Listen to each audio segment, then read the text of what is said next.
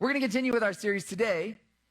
Really, your relationships can get better. We've been talking for the last few weeks about the fact that your relationships they're just so important. How we relate to people. Really, if you can say you and Jesus have it all figured out, but it's how you relate to people that shows just how much you have it figured out between you and Jesus.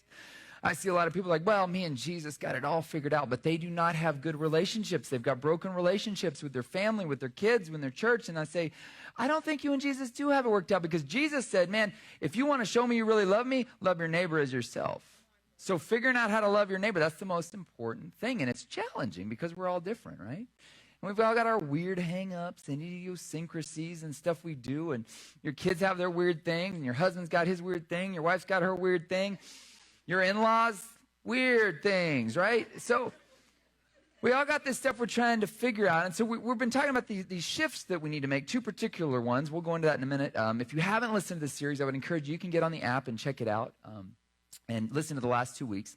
This week, I want to talk about, I almost titled this service, they always say you want to put a positive spin on a message, right? But I almost titled this service, The Quickest Way to Ruin Your Life. But then I was like, oh, that's not a positive spin. But what I'm going to talk about today is something that, I'm not kidding, guys. I have seen people literally ruin their lives by not doing what we're going to talk about today. And it happens quicker than you know. And you're thinking, oh, what is it? What is it? Is it alcohol? No, it's nothing like that. Is it drugs? No, it's nothing like that. What is it? Is it sex? No, it's nothing like that. What I'm going to talk about today is the most important thing that I think you can do to keep your walk with God straight and to keep yourself out of trouble. And if you don't do this, you're headed for trouble in a hurry.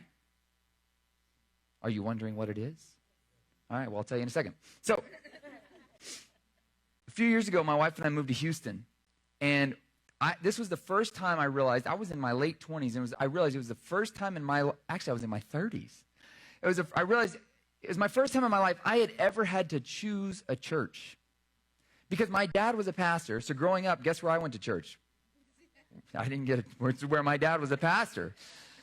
Then we went straight from that into, I started serving with this other church, and it was like really clear I needed to be there. So I had always known where I needed to go to church, but this was the first time I had ever had to pick a church.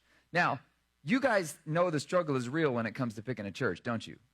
I mean, it was hard. So this was a challenge for me. Like, we went to this one church, and we're trying to find, there's churches everywhere in Houston, like on every corner. Every corner, literally. In fact, the Woodlands, the town just south north of where we lived, they actually made a city regulation. There can't be any more churches in this town because they were losing tax revenue. They're like, churches don't pay taxes. So they're like, no more churches in this town. So it's interesting. But we went to all these churches. So I'm looking for the church. I'm like, what's the perfect church, right? And we went to this one church, and I was like, this is awesome. It was built, this amazing architecture. It had this pond out front, a huge lake, and the whole thing looked like a beach house. And they made it to where they had this boardwalk, and you could fish on the boardwalk, and they stocked their pond in front of their church with fish. So you could go to church, then fish. They had hammocks out front. I was like, this church is awesome. And I went, and there was that Sunday that we went, the teaching pastor was teaching. And he got up and he gave a message, and he used this analogy that was incredible. And I was like, oh, I think we found our church. I love this place. It was the first place we went. And afterwards, I was like, I want to go encourage. I speak myself, so I want to encourage that pastor. He did a really good job. So I went, and after church, I saw the pastor, and he was in this room over here. And I was like, I'm going to go in and greet him. And as I was about to walk in the door, a guy stood in front of the door, and he goes, excuse me, what do you need? And I was like, I want to talk to the teaching pastor. He's like, oh, well, you'll need to sit over here, and we'll call you when it's time to talk to the teaching pastor. And I was like, yeah, right. I ain't going to wait to sit and talk to some teaching pastor. I was out the door. Never went back to that church. They made me mad. Went to another church. Now, here's the thing, guys. You got to understand, I'm a pastor's kid, okay? So number one, I'm a little irreverent. Number two, I probably don't have the respect I should for pastors. Because Natalie... The pastor's wife here is saying amen. Right? I know pastors are human. So like, don't be all acting like you're the president of the United States waiting for me to wait. Anyways, so another challenge is like, if we went into the church and I didn't like the sermon, it was boring to me, I would get up and leave. And my wife would be like, what are you doing? I'm like, sweetheart, life is way too short to be at a church that you hate.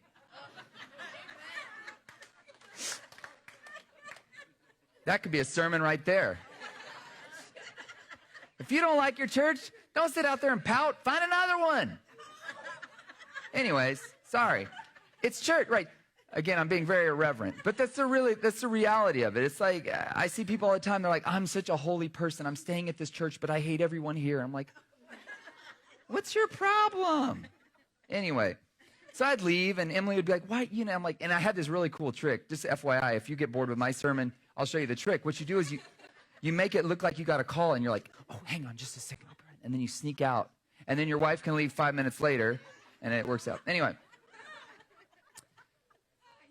We went to another church that, man, as soon as we pulled up, and I was in my little 2002 red Toyota Corolla, and I looked around at the cars around me, I'm like, yeah, we ain't going to fit in here. Mercedes, Bentleys, Lexus, Lexi. Is it Lexi if it's multiple Lexuses? Okay. I was like, oh, man, this isn't going to work, you know. And then we went to another place, and I thought it was kind of cool, but my wife was like, did you see the clothes those ladies were wearing? All those people had, like, $1,000 dresses. And I was like, oh, I didn't even notice. Like that, you know, I don't know how much stuff costs. So all this time we're sizing up churches, right? And we're trying to figure out, is this a place that's going to work for us? Anybody ever had this struggle? Now, here's another church I went to. Their whole thing was, we're on mission. Like, that was on the thing. We are on mission. And I was like, that's really cool, because I was a missionary kid, right? So we grew up in Central America, and I love missions. But their idea of on mission was weird to me. So I started hanging out with some of these people, and they're like, he's like, man, I was on mission yesterday. I'm like, oh, really? Like, what happened? Dude, I went to take my car to get the oil changed, and the guy under the hood, he was telling me about how he was living with his girlfriend. So I told him he was in sin and needed to repent. Man, I was on mission. And I was like, I'm not sure that's on mission. Like, so their idea of on mission was like, we are aggressively attacking people with the Bible. It's like, well, that's interesting. And then another church I went to, the word they loved was discipling, which is a biblical term. But they were discipling everybody. He's like, yeah, man, I'm going to disciple Joe tomorrow. I'm like, what do you mean? He's like, oh, well, I'm taking him to lunch. I'm like, does he know he's being discipled? Or does he think he's going to lunch? And when you ask me to lunch, am I being discipled? Or are we just going to lunch? I thought it was weird. I'm like, why you got to call everything being discipled? Like, why can't you just call it hanging out? Obviously, I'm picky, right? This isn't a comedy show. I've got a sermon here, by the way. But I didn't think y'all were going to laugh this much about this stuff. Anyway, what I realized as I was looking for churches, and this is honestly, here's what I know about everybody in this room. Here's what you look for when you are trying to figure out who to hang out with. This is the question we're always asking. Can they relate to me? That's what you always want to know, right? You want to know, can these people, do they understand my struggles? Do they understand the background I came from? And when you get around people like, they don't get it. They don't get what it's like. They don't get the challenges that I've had growing up. They don't get what it's like to grow up in the neighborhood I grew up in. They don't get what it's like to be my kind of race or whatever it is. They don't get it, right? We have that struggle. And then we also have people that we would say, oh, well, they just don't get it, right? You ever been around those people? They're just like, well, I'm enlightened now that I've got a college degree, right? Another thing I don't really have a lot of respect for, I've got a master's degree, and I know a lot of idiots that have master's degrees. So I'm like, whoop-de-doo. So I'm like in a very irreverent mood this morning. Sorry. But this is a question we're always asking, right? And you want to know, can they relate to my struggles? Can they relate to my enlightenment when you think you're better than everybody else? And so what's crazy about it is we live in a world that caters to this. So like on Facebook, if you don't have somebody that can relate to you and you don't like what they're saying, block. You can block them.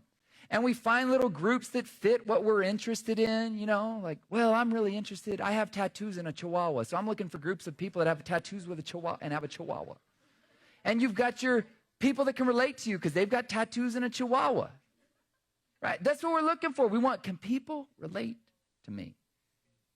And what happens is when we find that people can't relate to us, what do? We usually just don't hang out with them. You ever had that where you go to dinner with a couple and afterwards you're like, yeah, we just didn't really connect. That didn't work. You ever had that? You hang out with people like, yeah, it just didn't work. But yet you naturally gravitate to people that can relate to you. We all do this. When you go to a church, can these people relate to me? And you see people and you hear their stories and you go, man, I don't really have that kind of a background. I don't know if I can relate to those kind of people. And we naturally look for that. And here's what happens. When we find people that we can relate to or that can relate to us, we move towards them and we move away from people that we don't feel we can relate to. Now, here's the challenge. There's a lie the enemy tells us. And here's the lie. This is the lie that he tells us all the time, and you've probably fallen for it. Nobody quite understands me. And we all are unique, don't get me wrong. But here's what happens. The enemy uses it to isolate us. And he says, man, nobody understands your porn addiction. And so what you do is you kind of go pull away, and you're like, man, all these people are shiny here. All these shiny people at church, they don't get my struggle with drugs or alcohol. They don't get this or that. And we start to pull ourselves away. And the enemy, man, the thing he wants most is to divide us. Let me tell you something. You ever seen a coal in a fire that falls away from the fire? You know, those coals get cold in a hurry. But when the coal stays close to the fire, it keeps fire because the heat feeds off of itself.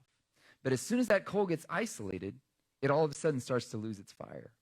And the enemy, the most powerful tool he uses is to divide us and separate us and to convince us, nobody understands me. Those people don't get me. Here's what happens. You become unhealthy in isolation. You ever met those people and you're like, they are weird. And then you find out they live in a small little hut with no electricity 60 miles outside of town, and they sit there writing manifestos on a typewriter. They're weird, right? You get unhealthy when you're separated from people because we are not made to separate ourselves from people. In fact, God, when he made the planet Earth, he put Adam down there. The first thing he said to Adam is he's like, it's not good for man to be alone. And listen, I get this. I'm an introvert, okay? So to me, here's the difference between introverts and extroverts. If you haven't been taught the difference between this, introverts, they love people in small doses, but they don't get energized by people. Extroverts, they love people in large doses, and they actually get energized by people. My wife is an extrovert.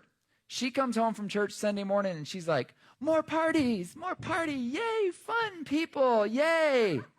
And I am toast on Sunday morning because I leave it all on the field as best as I can here. I try and share everything I feel like I'm supposed to share, and I love people, but man, large amounts of people, it just wears me out. And so Sunday afternoon for me, I eat lunch and then I fall asleep for about 3 hours because I'm exhausted. Doesn't mean I don't love y'all. It just means that's the way I'm naturally wired. And so introverts, we naturally are a little bit more like that. We don't need a lot of people to energize ourselves. So introverts, I'm talking to you, it's a little easier. We really can find excuses for isolating ourselves. But here's the thing, man, if you isolate yourself for too long, you get weird. My wife, sometimes she'll go visit her family for 4 or 5 days, and I'll spend the whole time writing. Like, I'll literally stay at home the whole time writing. I won't leave the house. And when she comes home, she's like, you need to get around people, sweetheart. She can tell, right? And here's the other thing. Your relationships become unhealthy in isolation. You and the person you're with, and we've all seen this, right? We've seen the person that they get it, you're hanging out with all your single friends, and one of them gets a boyfriend or a girlfriend, and then they disappear. They don't text. They don't call. You're like, where'd they go? Oh, they got a boyfriend. They got a girlfriend. And then 6 months later, they call, and you're like, what's up? Oh, we're back in your life? They're like, oh, yeah, my relationship's really struggling. Well, nice of you to check in when your relationship's struggling, right? 6 months, right? And what happened is that couple had isolated themselves. You didn't hear a thing from them until everything went south. And this happens all the time. Now, King Solomon, he had something to say about this. We're talking about this shift that you need to make from isolation to community, because here's what King Solomon had to say. He says, whoever isolates himself seeks his own desire.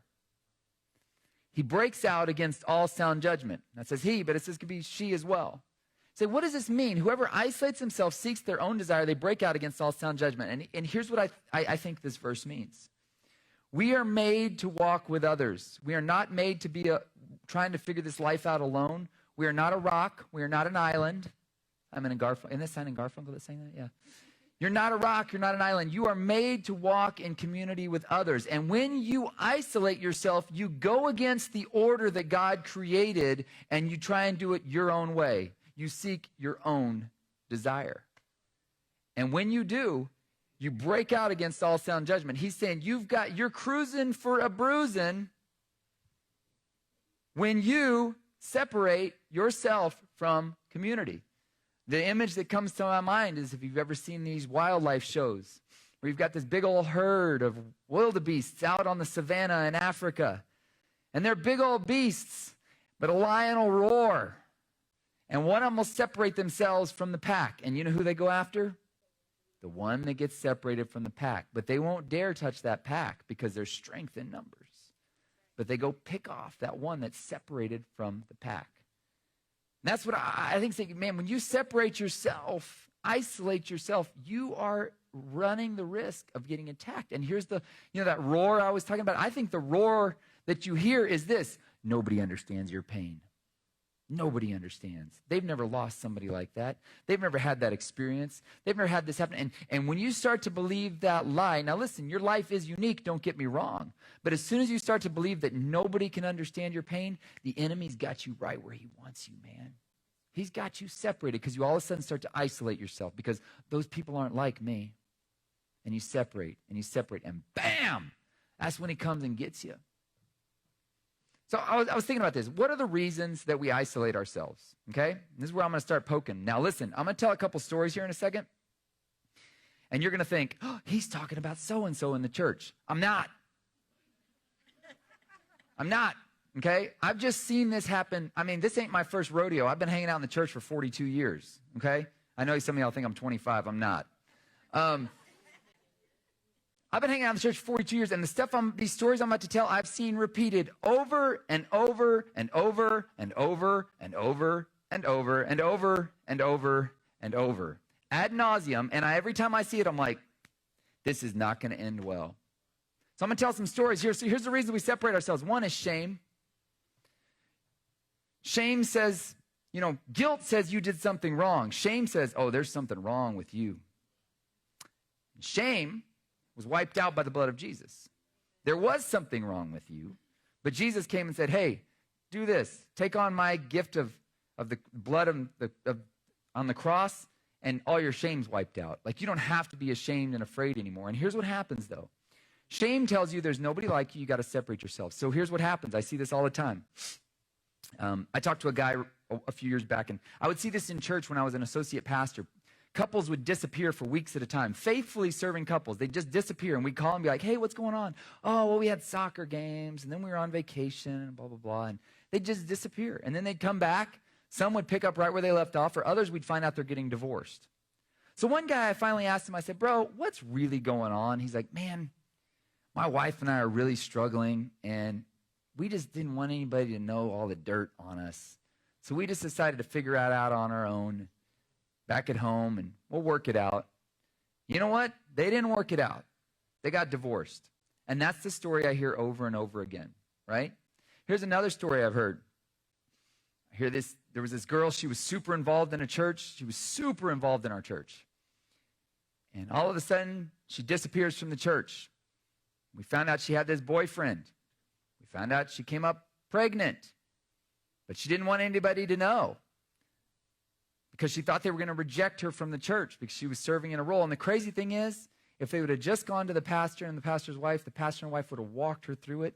But shame told her, oh, people are going to reject you now because you did something you shouldn't have done. You got pregnant and you're having this baby. And shame told her, you pull away right at the time you need to be pushing in. Because the lie the enemy wants to tell you is nobody gets your struggle. Nobody else is struggling with that. They're not struggling with the alcohol, with the addiction, with the pornography, with the lust. Nobody else is struggling with the financial issues. Nobody else is struggling. And that's the lie. And so he'll put blinders on you to where you come in here and you look at all these people and like, oh, they got it all together, right? No, they don't have it all together. That's one of the things I love about this church is it's really clear y'all don't have it all together. No, I'm just kidding. I'm just kidding. But seriously, like that's one of the things I love about Pastor Marcus and Natalie is they say that from the pulpit. They're like, this is a real God and real people. Like, you don't got to come in here and hide because, man, shame wants to isolate you. And as soon as you think nobody gets your pain, nobody understands you, you want to pull away because you're like, man, I'm worse than everybody else. No, we've all got issues. Trust me on that, right? So shame does it. Here's another thing. Imbalance causes us to isolate ourselves. You just get busy with different priorities, and the priorities get out of order. I think that's why people, as soon as they get a new boyfriend or girlfriend, they disappear from their friend group. I got a new priority, and spend all their time over here, but the imbalance throws you off, and you end up isolating yourself. When relationships, especially new relationships, you need people around you to help evaluate those new relationships because you can't see clearly when you're gaga in love. If you're dating, you cannot see clearly when you're like, it's the greatest thing ever. I just love it. And your friends are like, that guy has got issues. But when you isolate yourself, you don't want to hear that, right? And we've all had that one friend that after you break up with them, after they break up with the person, you're like, man, I'm so glad you broke up with him. I never liked him in the first place. And they're like, well, why didn't you tell me? Well, you were never around for me to tell you. Truth, right? This is what happens. You get out of balance, and all of a sudden you just get really busy. And here's the challenge I see a lot of times too. People try and build their life, build community into their life, but you have to build your life into the community. Okay? So what happens is soccer season starts, football season starts, whatever, Future Farmers of America, whatever it is around here, whatever your thing is, and all of a sudden you're missing Sundays for other priorities, and things get out of balance, and little by little that coal separates itself from the flame, and all of a sudden you're just a little bit not as on fire as you used to be, but you don't realize it because you have nothing to compare yourself to. And you're watching TV all day and you're like, well, I'm better than those people on the TV. Right? But it happens so subtly, and we all of a sudden get isolated, and then we're a target for attack from the enemy. And then here's the third one. Pride. This is my problem. I'm so prideful sometimes. I think, well, those people, like at the churches I went to, right? The things are like, well, I'm not going to wait in line to talk to that pastor. Who does he think he is? Yeah, whose problem was that? It wasn't his. It was mine.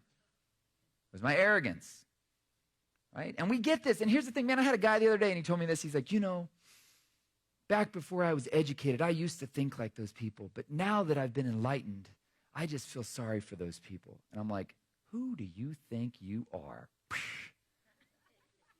Like, you ever met those people that they think their education has just made them better than everyone? It's like, no, you are still a moron. And now you're just dangerous. It's the truth about it, man. Education can puff you up so quickly. Or I've had friends that used to live in other countries, and I've been guilty of this. They live in another country, and then they come back from another country to move back to the U.S., and they're like, well, in such and such country, they would do it this way.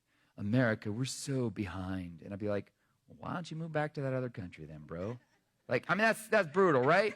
But like, that's the reality of it. They get this arrogant thing, and so anything that's different from what they think it should be, I'm so enlightened beyond you. And they end up isolating themselves. And it's funny, this guy that moved back to the U.S. after that, he told me this. He's like, I don't know why anybody doesn't want to hang out with me. I'm like, I know why. Because we don't want to hear how great that other country you came from was and how dumb we are here for not doing it that way. Right? Now listen, we need to honor differences, but here's the thing. This is the reality of what the enemy uses. He uses us identifying with different things to separate us and say, those people aren't like you. And remember, his greatest tool is division. His greatest tool is division. He wants to separate you. He wants to convince you that just because they have a different financial status, just because their skin color is different, just because they come from a different background, they're different. But here's the thing, guys. We are the human race. We are all in the same boat. We all need help. We all need Jesus. So don't ever let the enemy convince you they're not like you, right? So they can't relate to you. And these are the three things. They drive us, why we isolate ourselves. One of the things that's really challenging is that when we isolate ourselves, we think we can shoulder it on our own, right? And there was a guy named Sean Achor. He's a researcher from Harvard. He wrote this book called The Happiness Advantage. And he studied happiness and what makes people thrive. And he found, I put the quote up here over and over again. This is what he found after researching what causes people to thrive under stress. And this is mind-blowing research. This guy researched for years. And he said this: the people who survive stress the best are the ones who actually increase their social investment. They get around their friends. They get around people in the middle of stress, which is the opposite of what most of us do. When things get stressful, what's the first thing out the door? Relationships, friendships, hanging out with people. I don't have time for that. Social connection is the greatest predictor of happiness we have when I run them in my studies. When we run social support metrics, that's the numbers, the statistics, they trump everything else we do every time.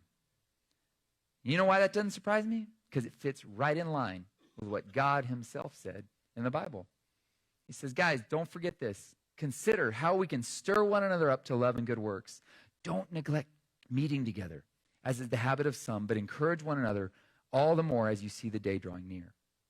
Now, this is really important, and this is what I think is one of the most dangerous things about this COVID situation we're in right now, okay? I'm going to get really honest. I think it's very important that we keep social distancing, we protect the vulnerable. But man, this thing, what's so dangerous about what could come from this COVID thing is that it causes us to be even more separated. Masks, I hated it. Now at the store, normally you'd smile at somebody when you nearly bump into them. They can't see your smile anymore. You're just like. And there's an element of that we lose. And not being able to meet together for weeks. Everybody's like, oh, this is so wonderful, online church. And I'm like, it's not the same. It's not the same as being together. And I listen, I understand we had to do that for a while, right? And I don't know, Lord help us. I hope we don't have to do it again. But the reality is we've got to be wise. But it's such a tactic of the enemy to separate us and divide us and to make us think you can figure it out on your own. But Paul says, look, don't forsake getting together. You've got to get together with other people, even if it's just on Zoom, to remind yourself you're not alone in this thing. And then here's the other thing that I think is potent about this verse. It says, let us stir up one another. Stir up. What that means to me is this. If you're in relationships that don't stir you up a little bit, poke a little bit, make you a little bit uncomfortable, stir the waters a little bit, you're not in a good relationship. Stirring one another up means they may have to poke at some things in you where you're living short of all that God says you could be. And I hear this line all the time. Well, I don't want to go to that church because they judged me. Listen to me. I want you to shift your mindset on this. We run all the time when we hear somebody say, we think somebody's judging us. Listen to me. Listen, this is super important. What if they're not judging you? What if they see something in you you don't even see in yourself? What if they see potential in you you can't even see in yourself? And they're like, man, you got way more in you than that. But you're living far short of that. And you're like, well, you're judging me. You're not just taking me as I am. Listen, real true friends don't just take you as you are. They take you higher than you are.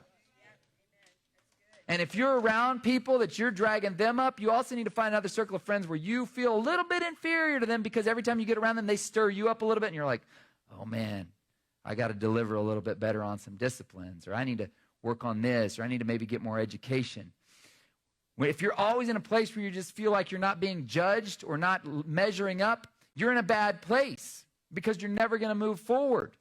And I hear this line all the time, well, Christians shouldn't judge, and I feel judged at that church. Maybe it's not that you're feeling judged. Maybe it's that they see the potential in you. They see what God's put in you, and they're saying, man, you got way more in you than that. Why are you doing that? Well, stop judging me. No, we're not judging you. We're saying you don't even understand. You don't know what you don't know. There's a bigger world out there for you. And that's why I love this verse. King Solomon says this. He says, better is open rebuke than hidden love. Wounds from a friend can be trusted, but an enemy multiplies kisses. You know you're in a good community when somebody's willing to tell you something you don't want to hear. But deep inside, you probably know it's true. But we isolate ourselves so that we don't hear it sometimes. And we know we're living in a way that's short of what we could do, but man, it's so comfortable and easy. And when you get around certain people, they say, man, you got more in you. And you're like, oh, but then I'll have to change. Yes, precisely. And that's the power of community. It's saying, okay, I'm a little coal here, and I do not want to get separated from the fire. I'm going to get back in the fire. I'm going to stay around those people that will get me burning white hot, fired, passionate about the right things, doing the right things. And as soon as the great thing about that is all those fires build off of each other, and we need your part in the community. That's the amazing thing about community is the danger is when you start looking for people that are just like you, you don't grow any. They don't push you to think in different ways. You've got to get around people that think differently, have different backgrounds, have different experiences, because that's what builds you and stirs you up to think, wow, I got a long way to go in what I need to learn, things I need to understand. Man, they see God. They see some parts of God that I never even thought of before, that's a reality, that God's that way, but I never even saw it based on where I came from. We need that diversity in our community. We need you in our community. And the lie the enemy wants to tell you is nobody gets you. They don't get you. They don't understand you. They can't relate to you. As soon as you've fallen for that lie, we lose something as a community because you separate yourself, and you lose something. In fact, it's the quickest way to mess up your life, is to get separated from community. And I'm talking about life-giving community. I'm not talking about sitting around fishing, drinking with your beer buddies, complaining about your wife. That's not life-giving community. I'm talking about getting around people who have the same passion for God that you do. And then encouraging one another towards love, towards good works, toward being a light in the world. Getting different perspectives from people of different backgrounds. And that's what's so dangerous sometimes in churches. And when we just start looking for people that are like us, we end up in churches full of people that are like us. And then what happens is we become this stagnant pond because there's nothing new coming in and changing our mindset, changing the way we view things. One of the churches I went to, I'll never forget, when we were looking for a church in Houston, I started asking people, like, how long have you gone to church here? He's like, 29 years. And I was like, 29 years? My gosh. Another guy, 42 years. How long have you gone? And these are young guys like my age. I'm like, that's a real problem. Everybody here looks the same. Everybody here thinks the same. And they've all been coming here for 40 years. You're not going to see a lot of growth that way. Growth comes when we're in communities where things are a little bit uncomfortable and a little bit different and a little bit diverse. And you have to grow and start to see things from a different way and recognize you're not alone. We're all in this together. That struggle you have with addiction, pornography, drugs, alcohol, man, everybody's got a little bit of that in them. That struggle you have with trying to keep fear out of your mind, man, we've all got that. That struggle you've got with anger, we've all got those struggles. You're not alone. And don't let the enemy convince you that you are.